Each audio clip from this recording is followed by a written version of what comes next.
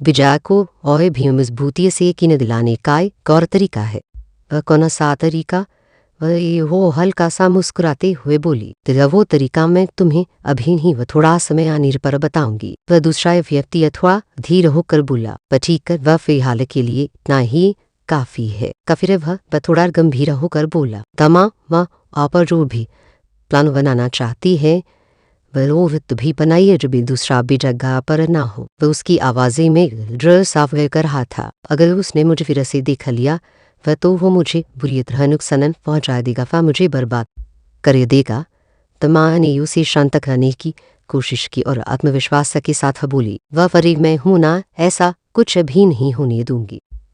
वह उन्होंने सख्ती से कहा, वह तुम आपसे वही करो जो मैं तुम्हें खेल रही हूँ, वह बाकी उस मैं संभाल लूंगी। तब वह थोड़ा संभलती हुई बोला, बाबा आपने जो खाया है वह मैं सब ध्यान रखूंगा और वैसा ही करूंगा। पर भी किसी ने गौरा किया कि माँ बड़े घबराई हुई है। वे क्या माँ, आपका शरीर क्यों काम पर आया है? वार को ये मजाक उड़ाते हुए बोला, वह हम लगता है जैसे कोई बड़ी डांसर ने भी है। एक दूसरा तुरंत गंभीर होकर बोला, नहीं वामोत्सव में रखी हमारे काम पर रही हैं। फिर उसने हैरानी से कहा, पर तुम्हारी माँ को मैंने आज तक कभी रोते हुए नहीं देखा। आज पहली बार ऐसा लग रहा है। आखिर वो तुम्हें किस बात का इतना डर लग रहा है?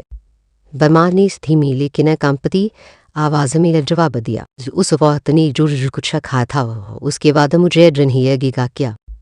पर उनकी आंखों में न चिंता साफ दिखाई दे रही थी। वह भी किसी ने उन्हें समझाने की कोशिश की, पर विजयार वे दूसरों की बातों पर इतना भरोसा मत करो। भया किसी की बात सर नहीं होती। वह भय आदि भुलाई हम जो सोचते हैं वही हमारी जीवन में होने लगता है। इसलिए डरने के बजाय अपने हमने को मजबूत रखो। वह विजया ने थोड़ी देर सोचा और फिर बोली, शायद आप सही कह रही हैं।